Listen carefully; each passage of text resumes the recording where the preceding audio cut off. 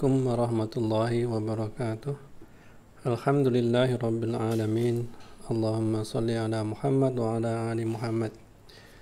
Kita masuk tafsir surat Al-A'raf ayat 59.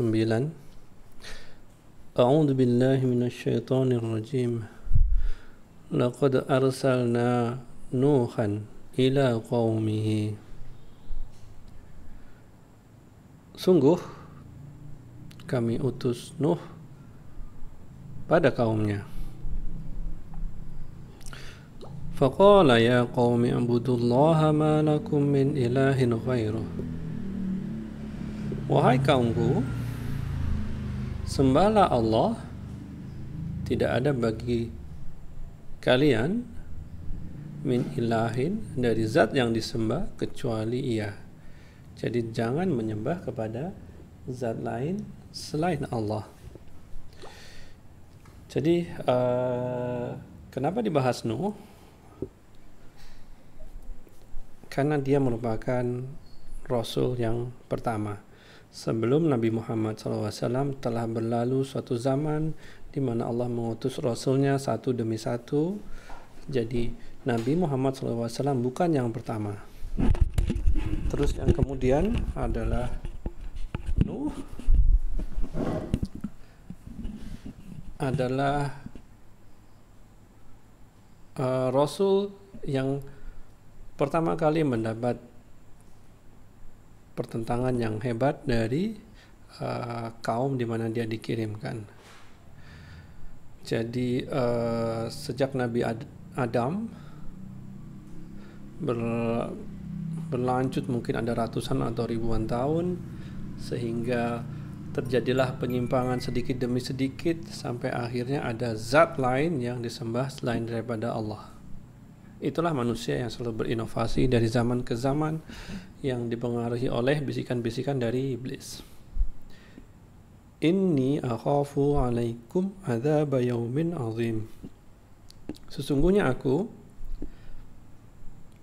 takut alaikum atas kalian adzab, siksaan di hari yang besar, hari pembalasan. Jadi Nabi Nuh berusaha menempatkan dirinya pada mereka, mengasihani mereka, takut kaumnya mendapat siksa di hari pembalasan.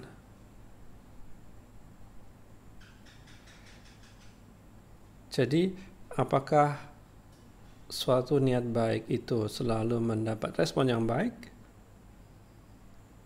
Ternyata jawabannya tidak, seperti yang Nabi Nuh alami. Qala al-mala'u min qaumihi inni lanaraka fi dhalalim mubin. Berkata pemuka-pemuka dari kaumnya. Kenapa ya di sini yang berkata pemuka? Karena inilah yang signifikan. Sekiranya yang berlawanan dengan Nabi Nuh itu merupakan orang-orang biasa, tentu perlawanannya kecil-kecil saja. Tapi begitu berhadapan sama pemuka-pemuka, orang yang dituakan, orang yang diseniorkan, pemimpin-pemimpin, orang-orang kaya, dia membawa atas nama orang banyak. Dan mereka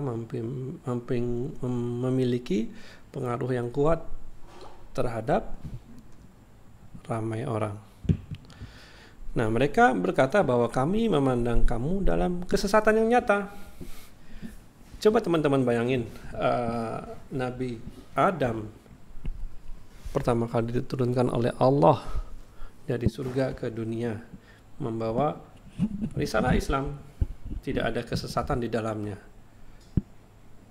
Kemudian masa berlalu sehingga sampai ratusan atau ribuan tahun sampai kepada masa Nabi Nuh. Nah, kebenaran menjadi aneh karena begitu kuatnya kesesatan yang terjadi.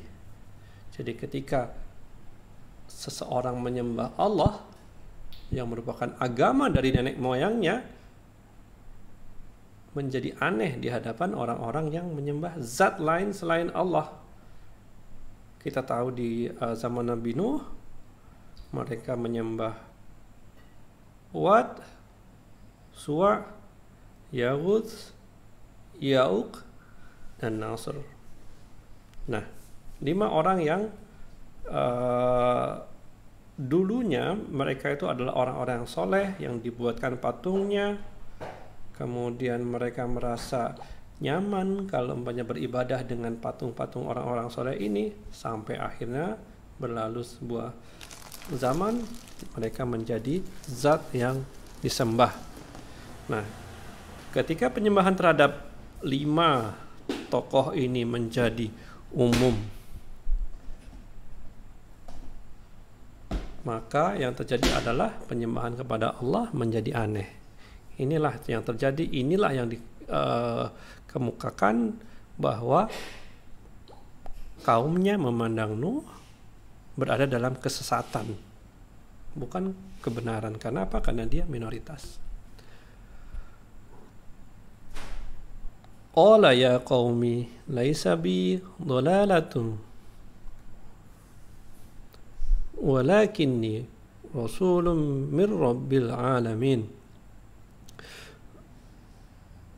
Berkata Nuh, wahai kaumku, aku tidak berada di atas kesesatan, akan tetapi aku ini adalah rasulun min rabbi, utusan dari Tuhan semesta alam.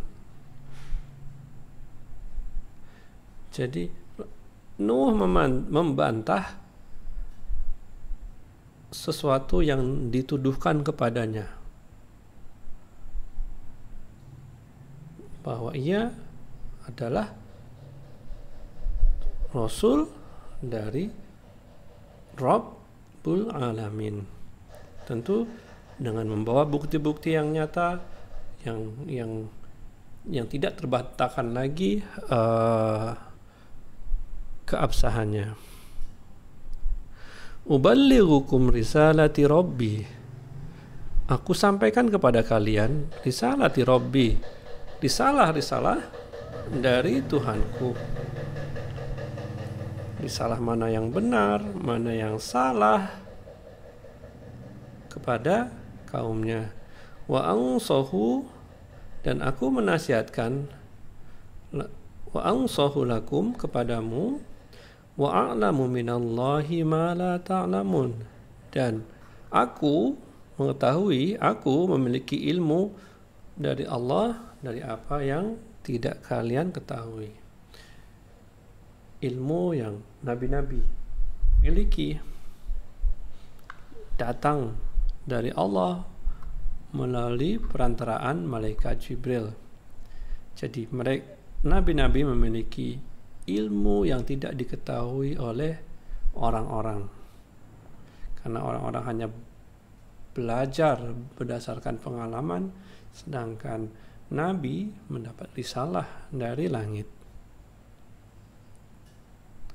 Jadi jangan kalian berbantah-bantahan denganku, karena saya sebagai nabi memiliki pengetahuan yang lebih di atas kalian. Seperti itulah kira-kira.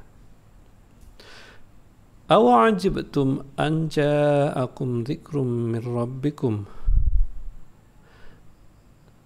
Apakah kalian heran bahwa telah datang pada kalian peringatan dari Tuhan kalian, ala rajulim minkum, atas seorang laki-laki di antara kalian, liyungdirakum wa litattaqu wa la'allakum turhakum, untuk memperingatkan kalian supaya kalian tuh bertakwa, kalian memahami risalah, menjauhi apa yang dilarang dan mengikuti apa yang diminta. Mudah-mudahan kalian mendapat sayang daripada Allah. Jadi sama seperti Nabi Muhammad SAW di hadapan kaumnya. Kenapa kalian tuh heran bahwa Allah tuh menurunkan Rasul dari seorang laki-laki di antara kalian semua? Kenapa kalian mempertanyakan itu? Sedangkan sebelum Nabi Muhammad SAW sudah berlaku turunnya wahyu kepada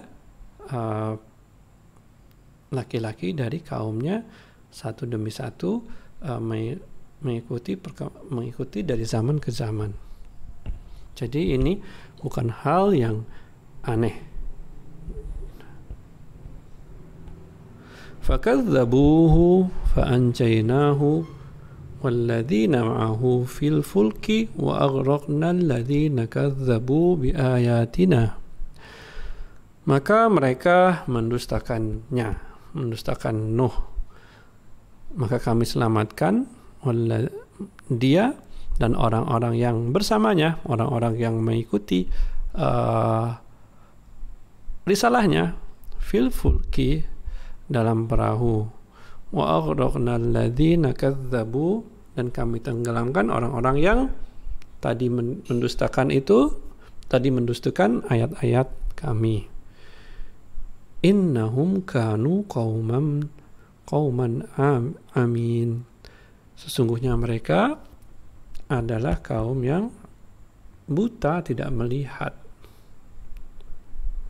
Jadi ini untuk mengatakan kepada umat Nabi Muhammad, kaum Quraisy, kalau kalian mendustakan Nabi Muhammad, apa yang akan menjadi nasib kalian? Ini sama dengan kaum Nuh. Kalian dustakan, nanti Nabi Muhammad SAW dan yang mengikutinya akan selamat, sedangkan orang yang menentangnya akan musnah, akan hancur. Karena apa? Kalian buta, kalian gak bisa melihat kebenaran di hadapan kalian. Kalian terus ingkari, sampai akhirnya Allah tutup mata hati kalian. Kalian tidak bisa lari daripada kekafiran sampai kalian menutup mata. Jadi itulah cerita kenapa Allah menceritakan kisah Nabi Nuh di dalam Quran, agar menjadi pelajaran bagi kaum Quraisy yang ada memiliki Rasul Allah, utusan Allah di depan mereka. Pilihan ada di tangan mereka, apakah mereka mau ikut atau mereka mau mendustakan. Sekiranya mereka mau ikut, mereka akan selamat di dunia dan di akhirat. Tapi sekiranya mereka tetap bersikeras untuk tidak mengikuti, kalian akan hancur dan dimusnahkan oleh Allah. Itu dulu teman-teman dari tafsir surat Al-A'raf ayat 59 sampai 64. Assalamualaikum warahmatullahi wabarakatuh.